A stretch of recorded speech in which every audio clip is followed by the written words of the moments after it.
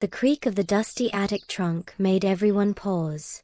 Emma, Jack, and Lily carefully raised the rusty latch, their eyes wide with curiosity. Inside, piles of old photographs, yellowed letters, and tiny rusted trinkets spilled out like a treasure chest of history. As Emma brushed off a tarnished medal, a mysterious, faded letter slipped from the stack. "Look at this," Lily whispered, unfolding the crinkled paper. It was a note from long ago, signed by someone named Grandma Sarah.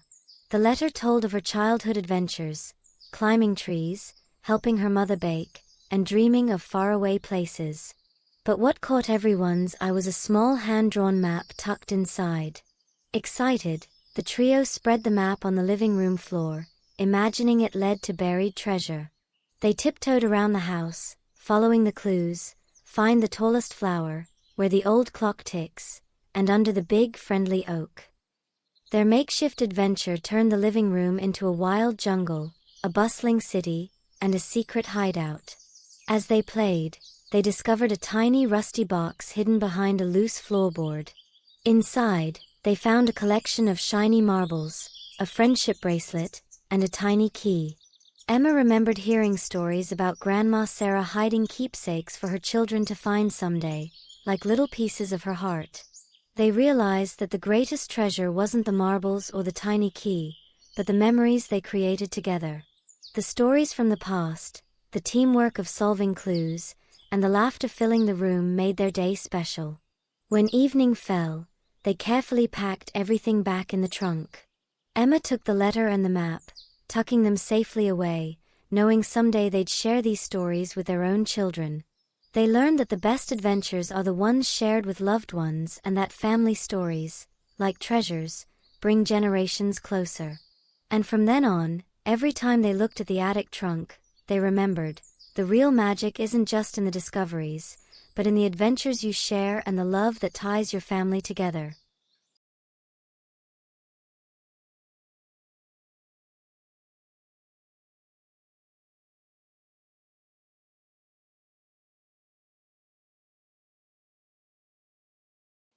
That sparkled like stars, stories that weren't just words but whispers of the universe itself. Before she left for the stars, she handed each of them a tiny glowing token and said, "This is a gift from the sky. It will guide you when you need it most." One breezy afternoon, a peculiar thing happened. The neighborhood's beloved stuffed animal carnival, where children displayed their toys, suddenly went dark. Posters and prize ribbons disappeared. The kids were upset, but Leo, Mia, and Sam remembered Grandma's stories. Maybe, they thought, the stars had a story to tell about this mystery. That night, they gathered under the big oak tree on the corner, each holding their glowing token. Leo hesitated but remembered Grandma's words, "Even the shyest star shines bright when the time comes." As they looked up, they saw the stars twinkling in a special pattern, like a secret message. Mia pointed excitedly, "Look! That pattern matches the layout of our neighborhood. Maybe the stars are showing us where to look." Sam pulled out a notebook, sketching the constellation patterns, connecting the dots in the sky to map their neighborhood. Guided by the cosmic clues, they wandered through alleyways, peeked behind bushes, and checked the park. When they reached the old shed near Mr. Jenkins' house, the stars twinkled brighter, almost inviting them in. Inside, they found a mischievous raccoon nibbling on shiny ribbons and prize cards. The raccoon wasn't mean, just hungry and curious. They gently shooed the raccoon away, cleaning up the mess. When they returned the ribbons and posters to their rightful spots, everyone cheered. The neighborhood learned that day that even shy kids like Leo can be brave when guided by love, teamwork, and a little trust in the stars. From then on, every time someone faced a problem, they looked up at the sky and remembered, the universe whispers truths when you're patient and kind. Leo realized being shy doesn't mean missing out. Sometimes, it means waiting for the right moment to shine brightly. And so, beneath the shimmering stars, the neighborhood became even closer, because they knew that together, guided by love and a little bit of cosmic magic, any mystery could be solved. The end. with stars shining above and hearts growing full.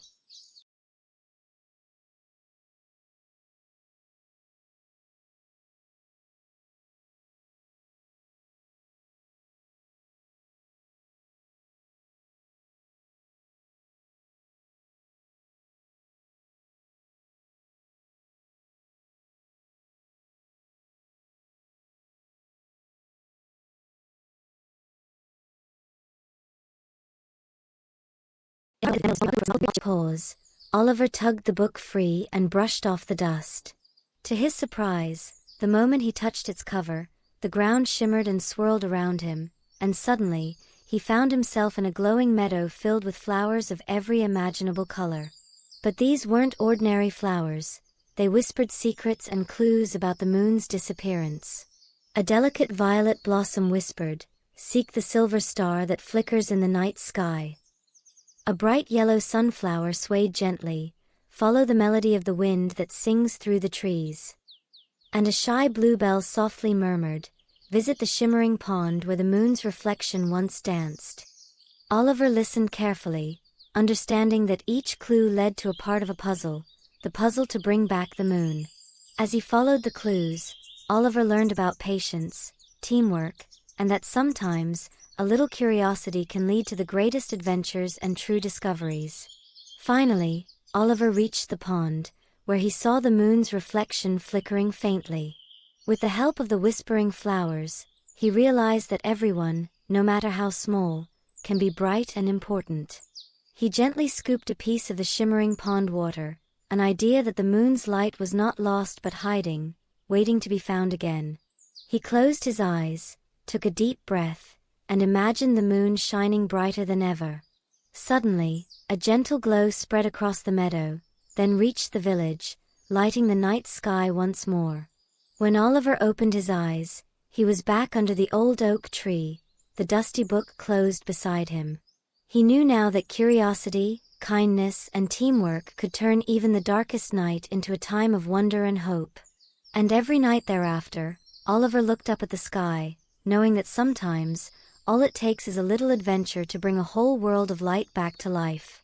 A simple reminder, sometimes, the smallest hearts hold the brightest hope.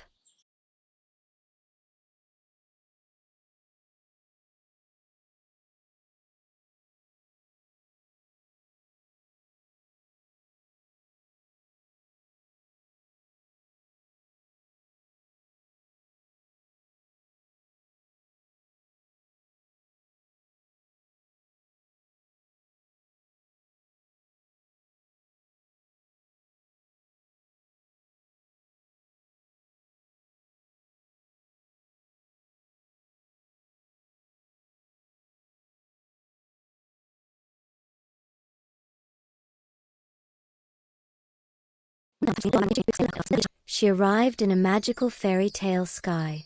The clouds beneath her formed a shimmering staircase. She carefully stepped from cloud to cloud, each one softer and brighter than the last. Up ahead, she saw a shy wind dragon hiding behind a puff of cloud. Its scales glistened like dew, and it looked afraid to speak. Lila approached gently. "Hello, little dragon," she said softly. "Why are you so shy?" The wind dragon looked down, trembling slightly. "I want to sing, but I don't know how to find my voice," it whispered. "When I try, I just breathe out gusts that shake everything." Lila remembered her own worries about speaking softly in front of others and understood how the dragon felt. She smiled and said, "Sometimes, we just need to practice a little patience with ourselves. Why don't I help you try again?" With Lila's encouragement, the wind dragon took a deep breath and tried again. This time, instead of a gust, a gentle melodic breeze flowed out, making the clouds shimmer with music. The little dragon's face lit up with joy. As they played, Lila realized that her voice grew stronger too. By helping others find their voice, she found her own confidence kindled. Together, they danced on the clouds, their voices blending into a beautiful melody that echoed through the sky. When it was time to return home, Lila knew that bravery isn't about never feeling shy but about trying anyway. She learned that by helping others, she discovered her own strength, and everyone's voice matters. All it takes is a little courage and a kind heart. From that day on, whenever she flew her rainbow kite, she remembered the shimmering map, the cloud staircase, and the shy wind dragon, and she knew that her voice, like her kite, could soar to the stars. And so, children, always believe in your own special song, and never be afraid to help someone find theirs too. Because when we share our voice, we make the world a brighter, happier place.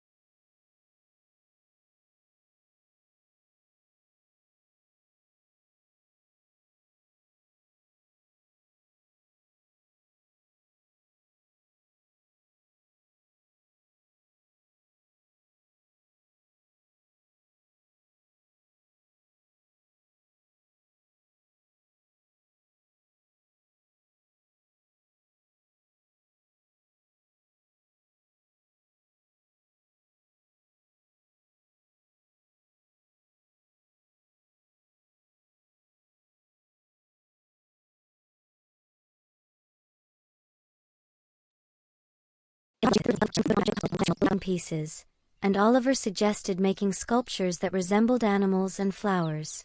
Their creations sparkled in the sun, transforming the trash into a wonderland of color. But the friends knew they couldn't stop there. They wanted everyone in town to see what they had done and learn to protect the pond. So the next day, they organized a clean and create festival. Kids and grown-ups alike came to see their art, learn about pollution, and pick up litter from the pond together. They even made signs that said, "Keep our water clean." Soon the town people started to notice how beautiful the pond could look, without trash, and how important it was to keep it healthy. They began to reduce plastic waste, recycle more, and teach others about caring for nature.